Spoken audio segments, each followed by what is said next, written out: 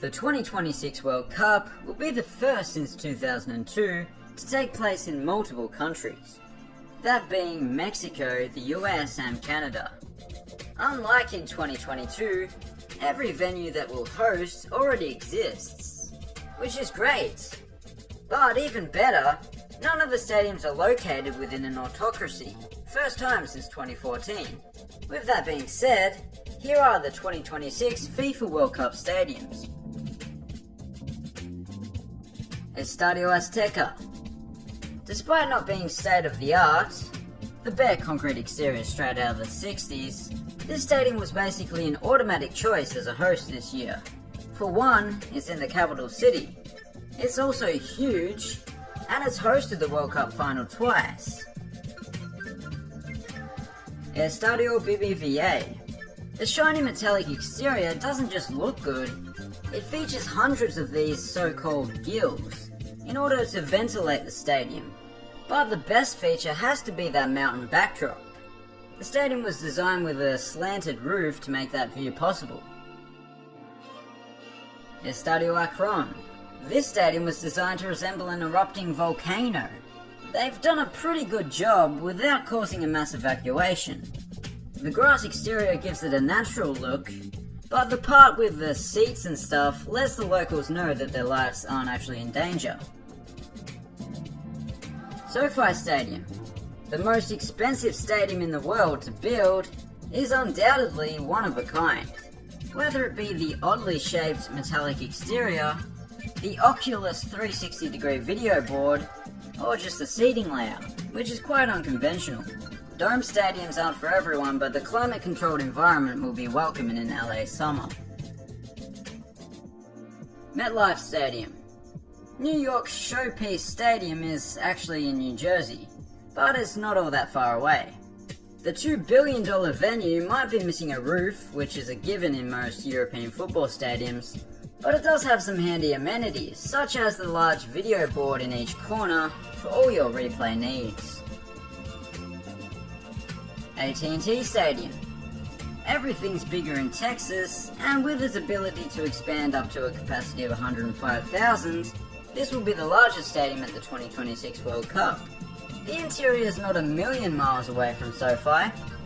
It's actually closer to 1,200, but unlike its LA counterpart, the roof is retractable. Mercedes-Benz Stadium. As you can see, the people of Atlanta have more traditional tastes. Whether it be the pinwheel-inspired retractable roof, the Halo video board that runs along its perimeter, or the Falcon-inspired seating over here, the design replicates the traditional football stadiums of the early 20th century quite perfectly. Said no one ever. Levi's Stadium. Don't let the lackluster exterior fool you. This stadium cost over $1 billion to build as well.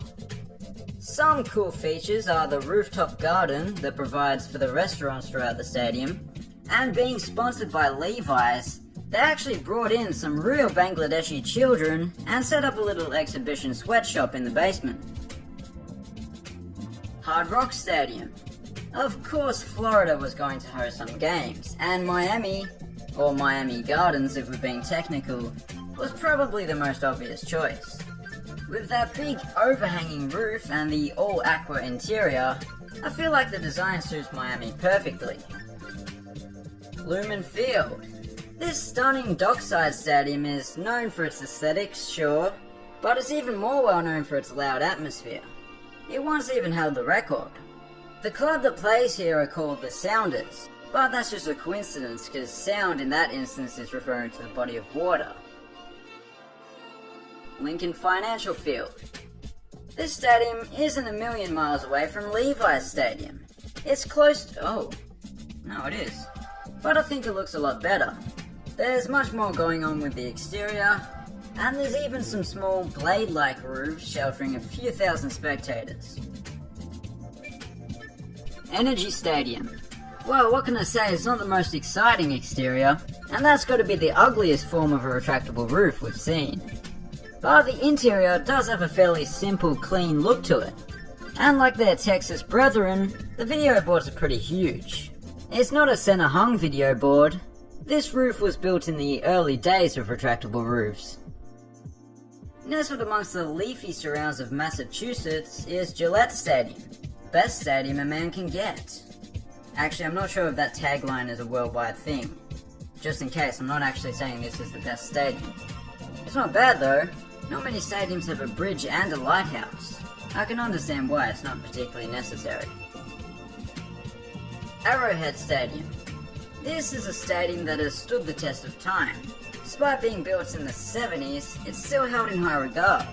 I can't help but feel that the stadium's distinctive design plays into its name, with the seats coming to a point much like an arrowhead. This place currently holds the record for the loudest crowd roar, despite the lack of a roof. BC Place. This place in BC features an extravagant cable-supported retractable roof, a pretty clean interior underneath, and it mightn't be the Oculus or Halo, this center-hung video board is alright, especially when you consider that it's been held up by cables. Emo Field. I know what you're thinking. This place is tiny compared to all the other stadiums, but don't worry, it'll be expanded to 45,000 prior to the tournament. Regardless, it'll still be the smallest. But it's a rather nice stadium and it was built for football first and foremost. And those were the World Cup stadiums for 2026. Please consider subscribing if you haven't done so already. Thanks for watching, have a good one.